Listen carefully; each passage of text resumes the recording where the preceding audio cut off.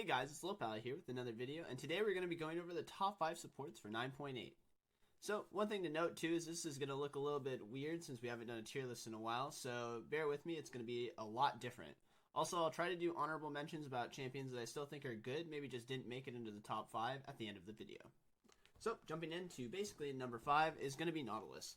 I think since the buffs that have been happening periodically over the patches, and especially after this one where he's going to get some more damage and increase root time on the early stages of his auto attacks, I think Nautilus will probably be a reasonably decent pick, as long as you're banning Morgana for the counter picks. Right now, hooking champions and champions that can all-in and front-load a lot of either CC or damage feel pretty good since range supports seem to be quite dominant in this current metagame. Since all these buffs had occurred and his build path is pretty clean, I think he'll do quite well, but maybe not like an exceptional pick in most cases. You'll probably need to snowball pretty hard on this champion to really get a lot of value out of him, but he should be pretty easy too since he's so easy to hit the hooks since they come out incredibly fast. Now, we'll just jump into our rune setups and go from there. So, we're going to be running Aftershock. Now, after this, there are 3 talents that you can be taking in the top tree, and I've never really settled on which one I've particularly liked.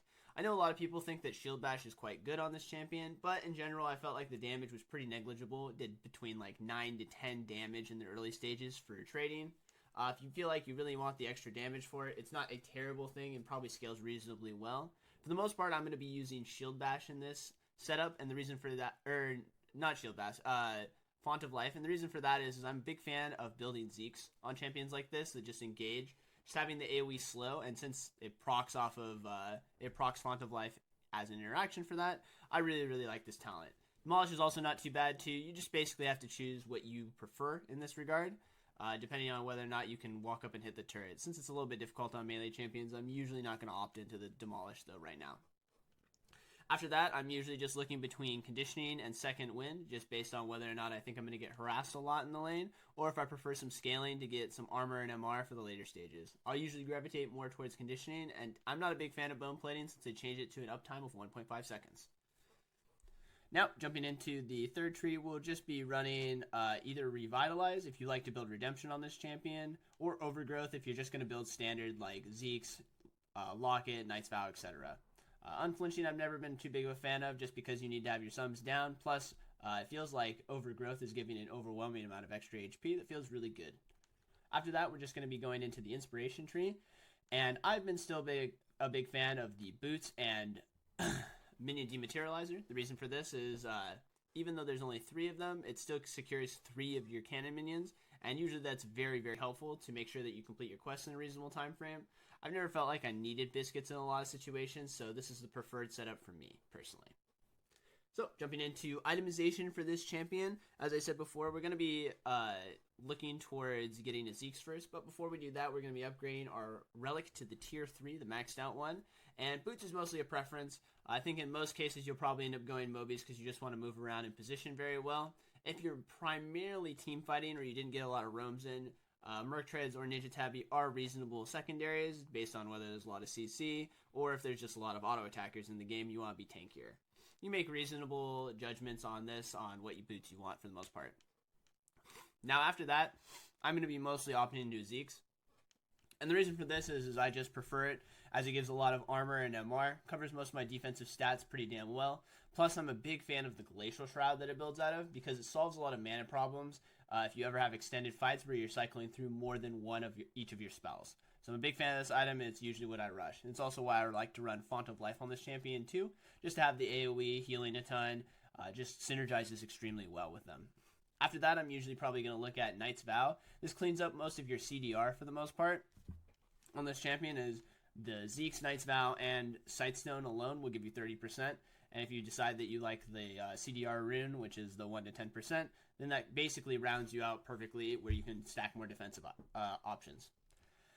So, usually the way I decide between Knight's Vow or Locket, by the way, as a secondary option, is whether or not I value CDR, how well my AD carry is usually doing, and whether or not I need to keep him alive, and how much AoE magic damage. In the current meta, there's a lot of assassins and a lot of things that dive past me and try to kill my AD carry, so most of the time I'm going to opt into Knight's Vow. But Locket will come as a third, and then the fourth one is usually just something like Gargoyle Stoneplate, just something that makes you incredibly tanky and gives you incredible high durability. You can also build things like Randuin's or Abyssal Mask. These are all completely fine. So, and then for the stat runes, you're either running attack speed or the 10%, 1 to 10% CDR, depending on whether or not your games last long enough. In game lengths where maybe your elo, your games are over in 15 to 20 minutes, not a big fan of the CDR, and usually will take attack speed. After that, it's just armor or MR. You're just going to stack those based on your matchup, so whether or not you're being poked out a lot, or if you're just all in infrequently. So, jumping into number 4 is going to be Nami. Nami is just a really good, stable, I like to call her a neutralizer champion, where since she doesn't use health as a resource to heal, unlike Soraka, she can always sustain up in most bad matchups. Plus, you can turn bad matchups or reasonably even matchups into good matchups just by hitting a good bubble. It has a lot of kill potential and CC in that regard. She's a little bit harder to play than the other sustaining supports, but she really gives it back in tenfold whenever you're hitting the bubbles, waving, and playing this champion exceptionally well. So overall, just a good peeling champion, and a lot of people like playing her. She's just stable, reliable, and functional. So, jumping into runes for this champion, there's 2 setups you can run, but I've mostly preferred the Airy setup. And the reason for this is if you like to build Ardent on this champion, an interaction, if you didn't know, is the E.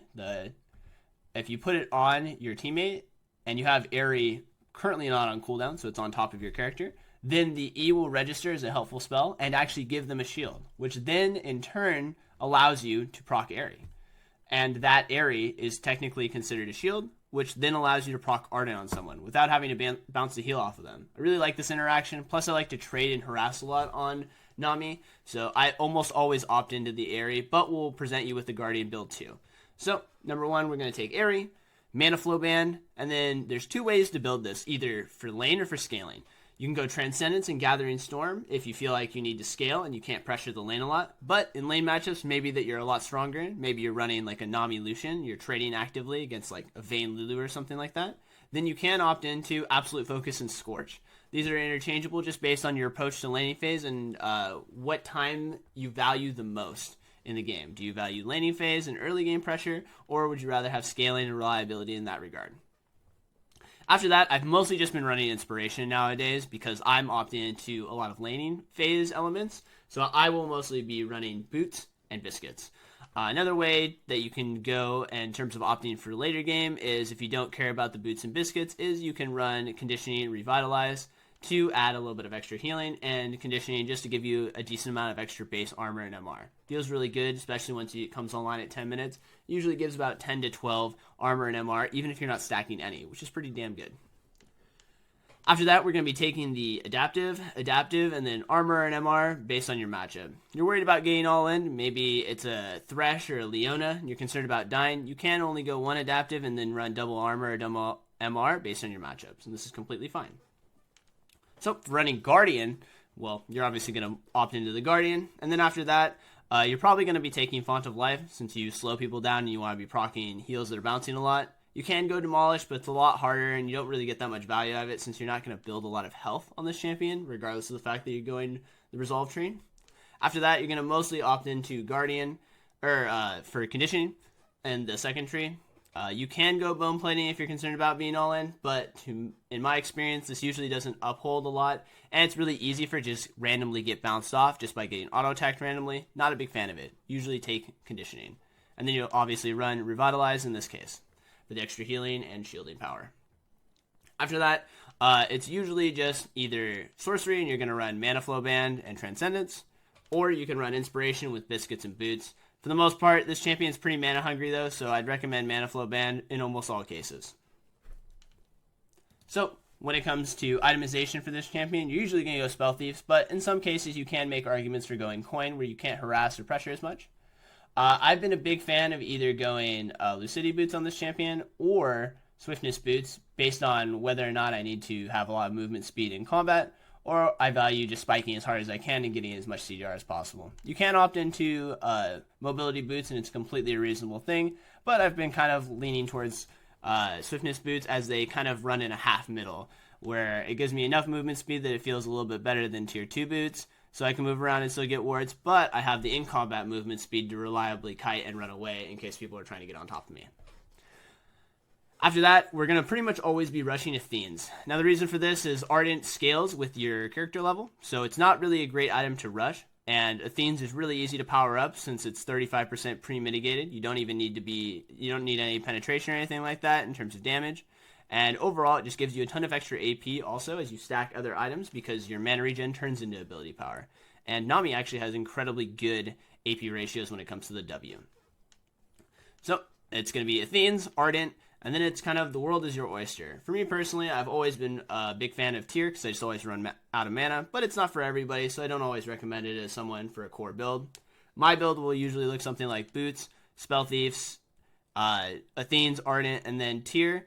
I'll have a Tyr either between the first and second item or sometimes before the first item, depending on my gold numbers and what matchups I'm having. So if I'm against like a really sustained heavy lane like a Sona or a Lulu and I'm trading actively, I get the Tyr before the item. After that, I finish the Archangels and usually go into a Death Cap, just because you get insane AP ratios on this champion.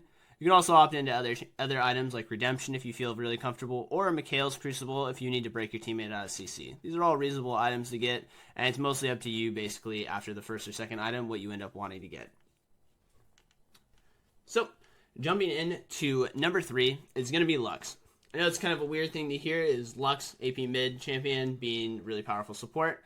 But since due to Discovery and the change in the metagame where I feel like range supports are incredibly important, having the push, being able to take turrets, and being self-sufficient in lane feels really, really good, especially after the nerfs to Minion Dematerializer. And it just feels easier to poke people out of lanes, especially since a lot of people are running a lot of mid-range AD carries like Kai'Sa and Vayne. So Lux comes in at number 3 because of the fact that she has a lot of adaptability and versatility. What I mean by that is you can go 2 different kinds of builds that completely are predicated on how the game is going. So you can either play her full AP, and you can max E, then max W, and then max Q.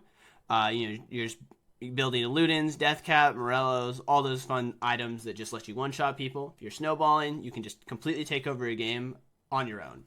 But on top of that, if you're falling behind, or maybe you're just in an even game, or you have enough damage on your team or front lines, you can actually just max the W. The shield, and the shield numbers are actually insane, especially if you start calculating the numbers when it starts hitting multiple people. And you can just build Athenes, Ardent, and then Death Cap right after that, and it feels exceptionally powerful, especially because you only have to invest 1 point in the Q, and the snare is 2 seconds at all ranks, which makes it really easy for you to kite backwards, and you still have decent reliable damage and ability power with this build, but you also just bring an insane amount of utility with snares and shields up the wazoo. So, jumping into the setups for this is as follows. I have heard people taking the Aftershock Lux, but I don't think it's very good, so I'm not really going to have a setup for it because I haven't played it at all, I haven't practiced it at all. I think it's not that great. Some people like it. That's completely up to them, but I've been running Airy or Comet. Now, I shift between Airy and Comet basically based on my matchup. So, if I feel like the enemy team, I can't walk up to them, I'm not going to auto-attack them, or they're just incredibly long range and it's unreasonable to auto-attack them a lot, I opt into Comet most of the time since it does a bit more damage. Now if I'm going to get shorter range champions, so we'll use the example of Sivir, Kai'Sa, Vayne, if I'm going to be auto-attacking a decent amount of the time, sometimes I opt into Airy instead. After that we go into Mana Flow, and just kind of like the Nami, it depends on whether or not you care about scaling or damage in lane. Since I've mostly been playing for lane, I usually go Absolute Focus and Scorch. Now, if you want to play for scaling and you're just a more defensive player and not for too much lane, then you can just go Transcendence once again and Gathering Storm. After that, I've been opting into the Biscuits and Boots. And the reason for this is the E actually costs a lot of mana in the early stages, and I find myself running out of mana even if I'm relatively conservative, if I'm trying to create pressure. And so Biscuits kind of solve the mana issue for the early stages of your mana problems until you get Mana Flow Ban and the Spell Thieves upgrade. So I've been a really big fan of this, and just getting the free boots just feels good, especially with the combination of these items. So jumping into itemization, as we kind of touched on, you can go Spell Thieves, and it just depends on whether or not you're opting into the shield build or the damage build, and I just determine that based on how the first couple of minutes, first back or two is going. Am I killing them a lot? Am I getting a lot of plates? Am I winning this lane? Do I need to deal damage? These are kind of questions I ask before I do this build. The most reliable way to do it, though, is to just do the shield max and the shield build every time. If you plan on doing that at the start of the game, then I always recommend Airy because it's going to be bumping your shield numbers in that regard.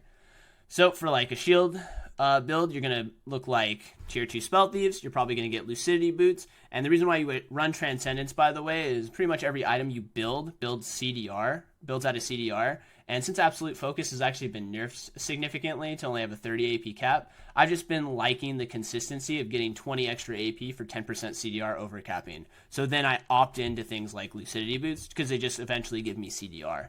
And it spikes you earlier in terms of your CDR in regards. So you're going to have Lucidity Boots, your Spell Thieves, then you're just going to build Athene's Ardent.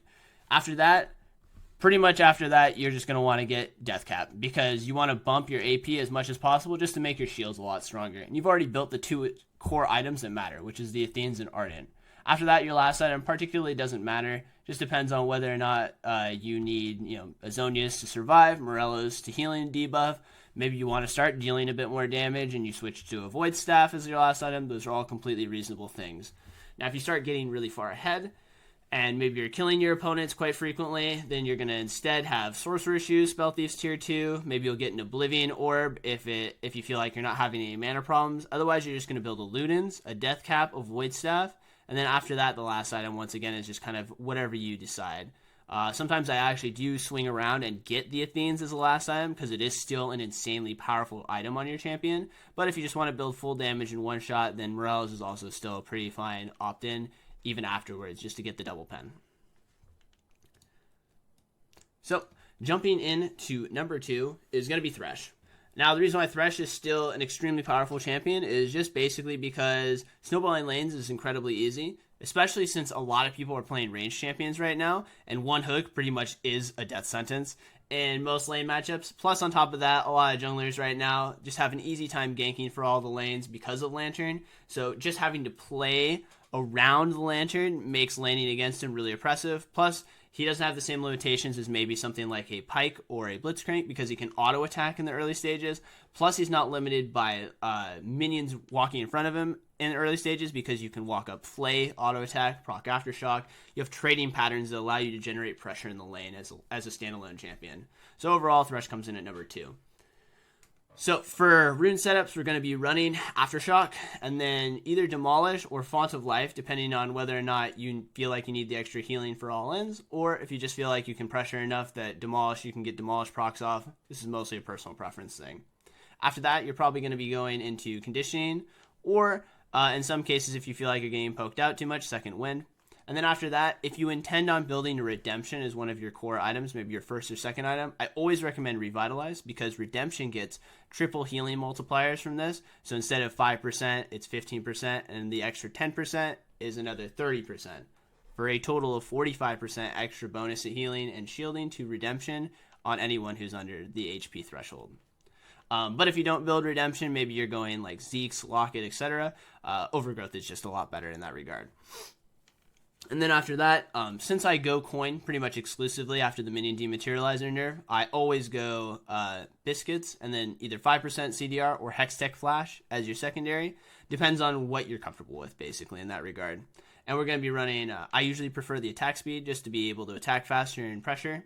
If I feel like I can win the lane and I need kills in the lane, I'll actually opt into Adaptive Force a lot of the times as my the middle rune, and then Armor and MR based on your matchup.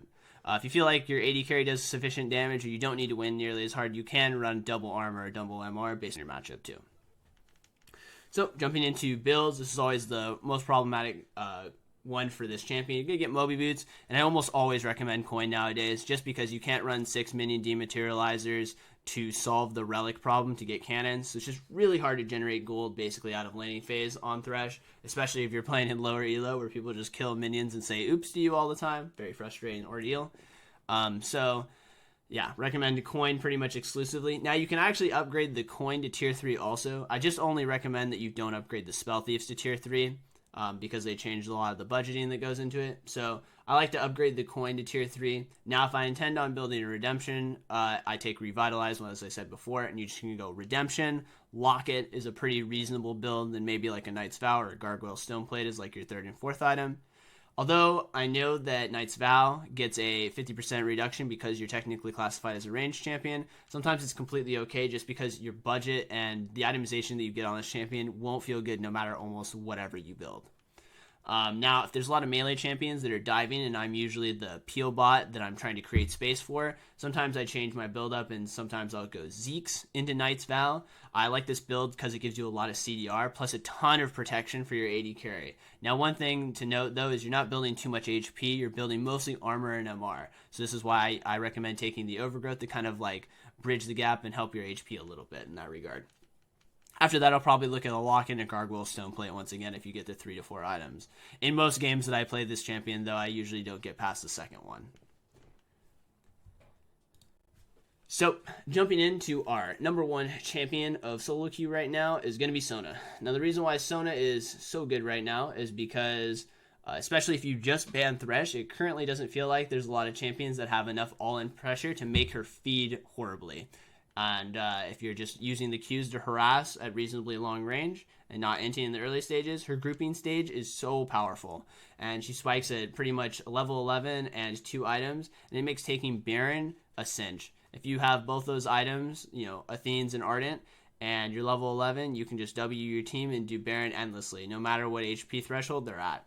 Which just means that closing out games becomes incredibly easy, plus if your champion does get to super late game where you hit 16 or the game's just going longer than 20 minutes, you're almost always guaranteed a higher percentage chance to win because your champion just scales insanely well.